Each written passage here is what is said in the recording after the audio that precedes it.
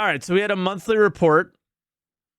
This is the August monthly report. We're halfway through September, so I guess it's about a week late, but that's cool, I guess. Where should we go? I'm assuming we should go to... Do I still have it?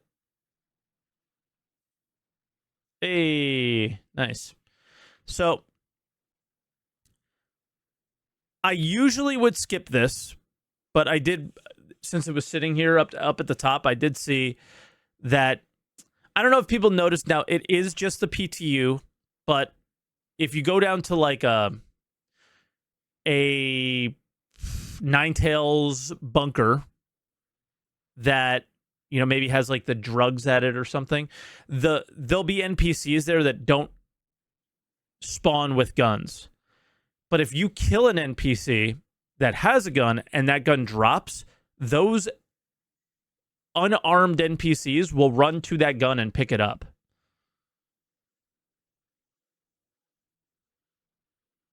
So they don't do it. Okay, when the PTU first launched, they did it like they would stand there for like 30 plus seconds and then they would pick it up. Now in the PTU, now that the PTU has been running for a while, they like run around in circles and they're really bad. Like it doesn't work, but it's trying to, if that's worth mentioning. So, you know, now NPCs wouldn't correctly recognize if a target had died or they'd seen a situation before. These led to various bugs. What other things did we see? Reload animations and just like more combat behavior. So some of these things do seem to be making it up into the PU. But I know for a fact, I don't remember when, but they did mention like AI being a little bit less accurate, things like that. That's definitely happening. So now you can like turn a corner and sometimes be like, ooh, you know, I can take my time because the AI is so bad. And then all of a sudden they just wake up and start blasting. They give you an opportunity to survive when they just wake up. So, yeah.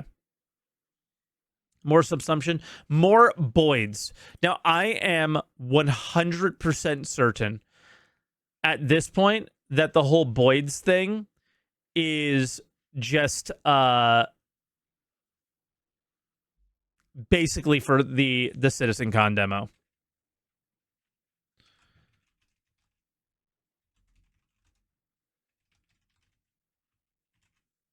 That's it. I'm convinced it's just for the CitCon demo. I don't know what you guys think, but that's what I think.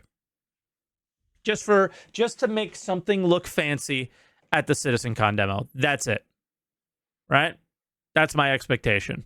Now, NPC audio perception. The team implement a new functionality for how audio stimuli is propagated. Again, all things that might work on their servers, but never work on ours. So it's kind of like, okay. Animation. Behavioral lines for background ambience and flight. They also support a tech animation on creature skeletons that will eventually be used in the PU. Eventually. Yeah, I've heard that before.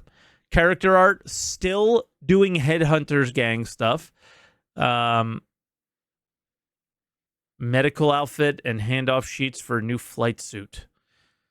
Okay, so just like character art with whatever, they must all be on Squadron because the things they're doing for the PU are very lackluster, or it's just stuff for subscriber things. Ship art, Tumbril Storm is done. But they're focusing on issues with the treads, so it's not done. Okay. 2 new variants of an existing vehicle were completed too. 2 variants of an existing vehicle.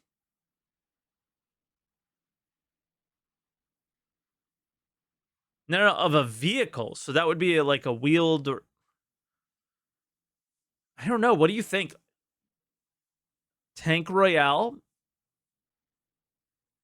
Maybe a tank. Maybe different types of tanks. Or you think new STV? I mean, who cares?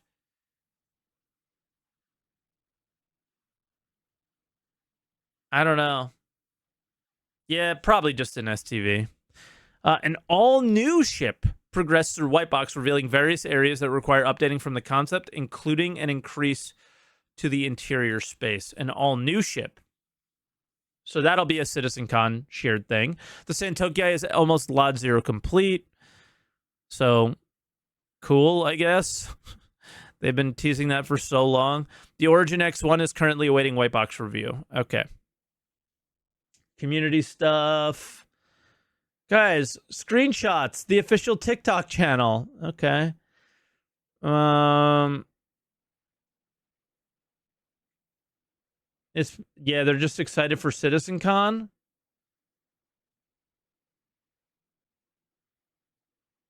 And they continue to send devs to bars. All right. Ooh, economy. They have an economy thing. It's this big. The new economy team planned their upcoming goals, including rebalancing cargo and the related experience. They also began building a tool to investigate the current state of cargo. Oh my God, we're not going to see any changes until they finish this tool, and this tool is going to take 14 years to finish. Okay. Which could be expanded to other areas of the in-game economy. Okay.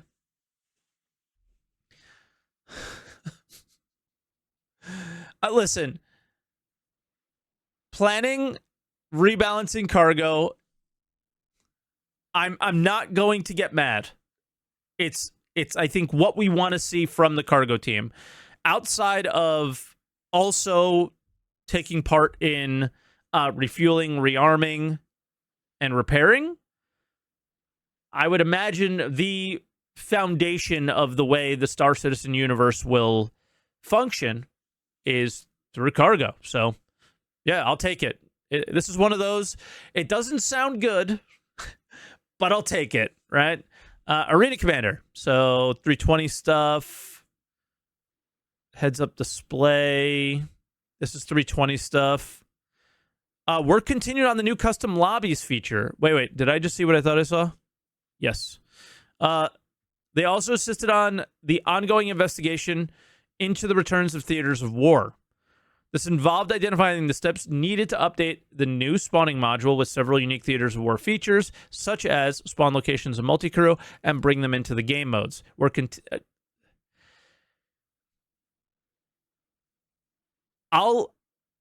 DJ's here. I can't believe you skipped Theaters of War. DJ, I can't believe you guys skipped Theaters of War. 2019, 2020, 2021, 2022, 2023. You guys skipped as well, okay? Uno reverse card. Take this L. All right, you guys skipped it for a long time as well. All right, so take the joke, because that's what it is for right now, and it'll be fun when we get it. But it's one of those things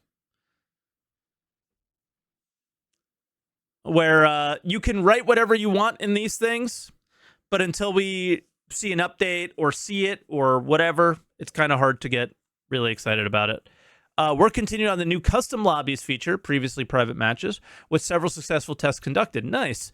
The team are currently focusing on finalizing the UI design and hooking up various interactions. Engineering began on restoring the spectator module 2, which will allow players to spectate matches in custom lobbies and other modes. For example, spectating a player who has lost all their respawns in a PvE game mode. Nice. That's actually awesome. Big for all those people who want to run events and things like that in the PU. Now they could just play in Arena Commander. Design enhanced several outlines of upcoming updates and scattered locations from the PU. Okay, so they just want to bring more locations. They also began investigating the Theaters of War location Crossroads of Crime to help estimate restoration efforts. Jesus Christ. So it's going to be a little while, it sounds like. The team also addressed a large collection of feedback from Evocati and PTU regarding the front end and game modes. Front-end game mode selection now shows which game modes are new, which, yeah, I thought that was cool when they showed that on SCL last week. I probably should have highlighted that in Week in Review, actually. Finally, the team created several new game modes requested by other teams, including a 2v2 mode that will host Fight or Flight at CitizenCon. I saw this mentioned in Discord last night as people considering this as a bad thing.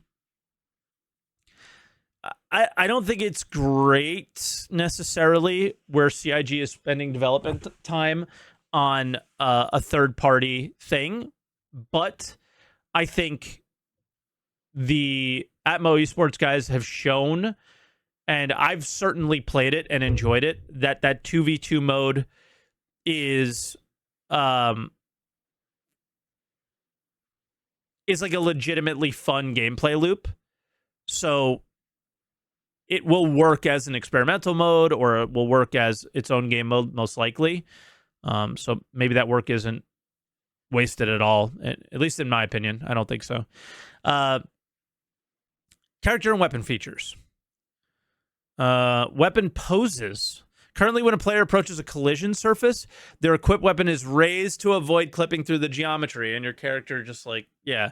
And you could be like shooting at someone, and then your gun goes up, and you can't kill them. The team explored alternatives where the weapon is lowered, moved to the bottom of the first-person view, and rotated towards the body. So, like this, I guess, so that it lies diagonally across the abdomen. This is more natural in certain situations, limits clipping, and ensures the majority of the player's view is not unobscured, particularly when interacting with screens in the environment. Man, how am I going to kill the NPCs that get stuck in the elevators at bunkers if I can't clip through the elevator anymore? Unbelievable. Procedural recoil also progressed last month to ensure that the feel of each weapon can be tweaked to make it feel unique. A large number of curves were exposed to the content creators. These curves will have multiple layers of subtle movement and rotation be overlaid to create a wide range of interesting results. This is a bit of a manual process and requires significant attention to detail, but it can add a lot to the personality of a weapon. So I guess we're not going to have like CSGO, like the same recoil. Like the AK recoil was like always the same, and people would like move their mouse a certain way to make it so you like were spot on, right? So it sounds like it's going to be randomized. Okay. Gameplay features. Again, the gameplay features section is always this big. It's surprising when it's like not. Spray patterns. Yeah. Exactly. It sounds like it's going to have random spray patterns, right? I don't know. You guys can let me know. But vehicle tractor beams is the thing that they're doing, which is readying testing for QA. Okay. So that kind of confirms that that'll probably be in 321. They also progressed with the resource network mentioned in last month's report and supported the upcoming patch release. So I think this is short because they're saving it all for CitizenCon, right? Guys, there's going to be so much gameplay at CitizenCon. It's going to be sick. Mission features. 320 stuff. Siege of Orison receives various improvements ahead of future release, with the main focus being keeping players together. Okay, I'm glad that's a focus. I'd like to see how that works in practice, because I do think Siege is probably one of, if not the coolest things they've done, but it was so undermined. Excuse me. So undermined by the fact that people can skip. It just made it. It was the most disappointing.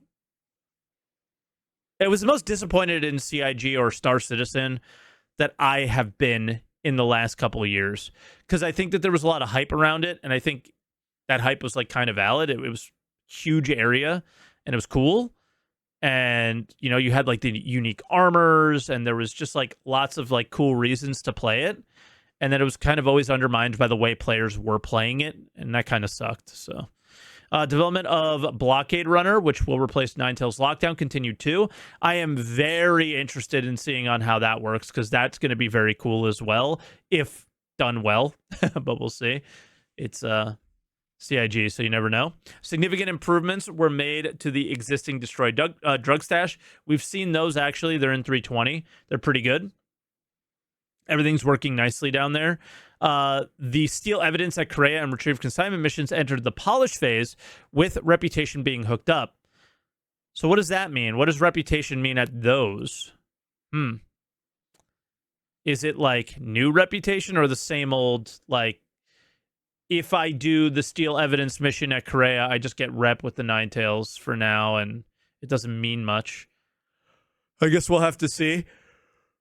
Work also began on ship restoration missions. This is something I'm really, really interested in seeing as well, which will require players to restore ships to a saleable condition.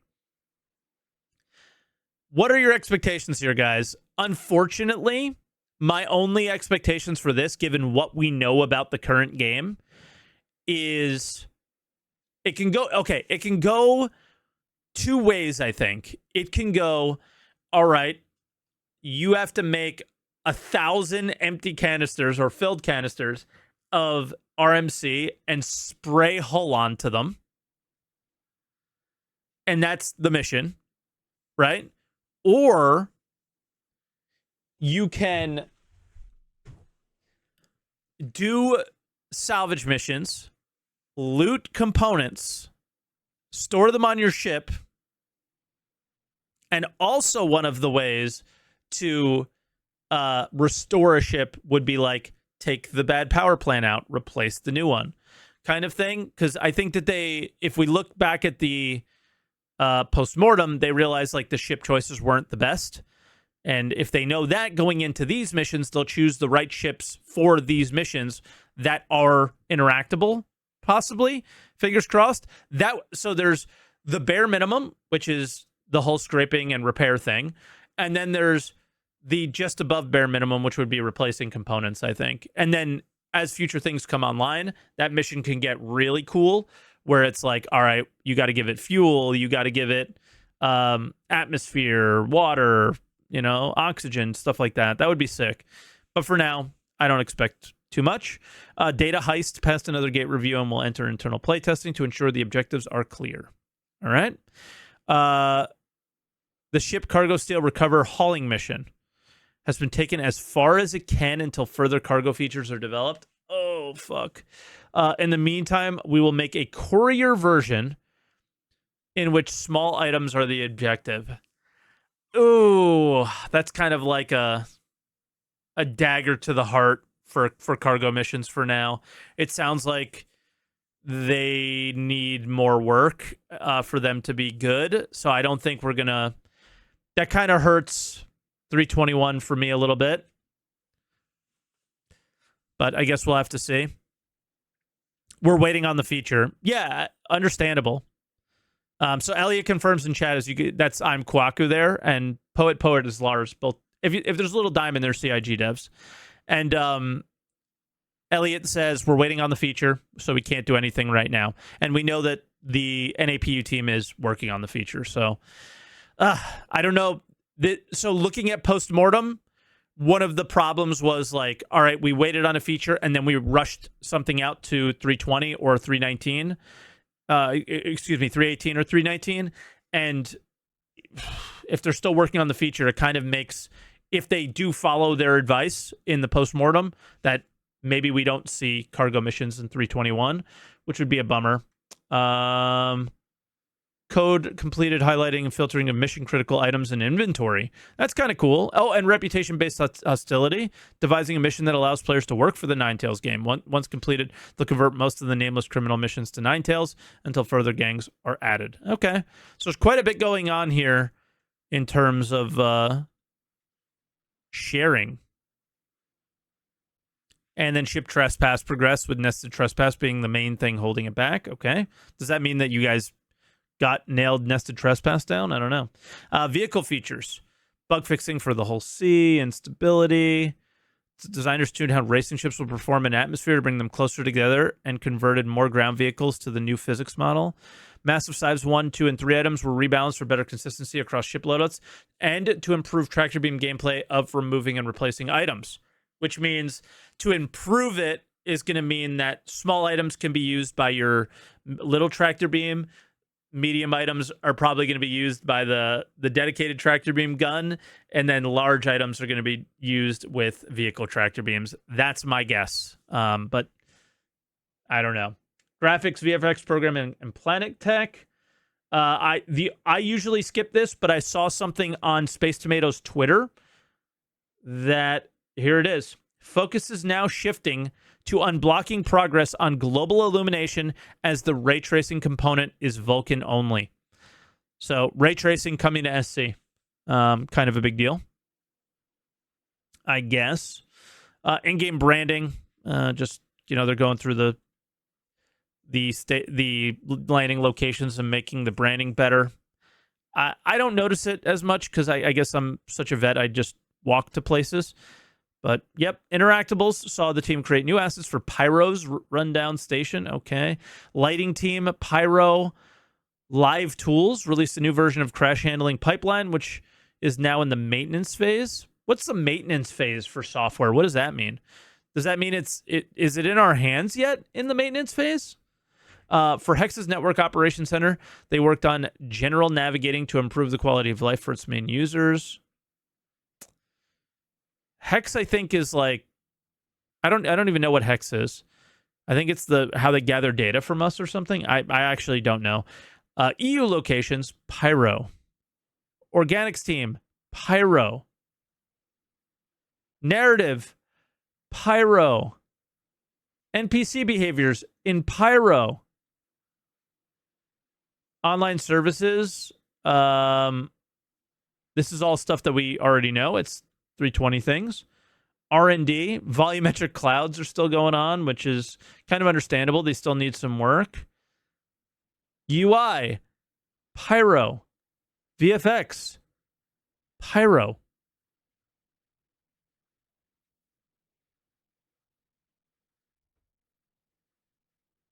We as devs use the tools. If we find issues, they fix them.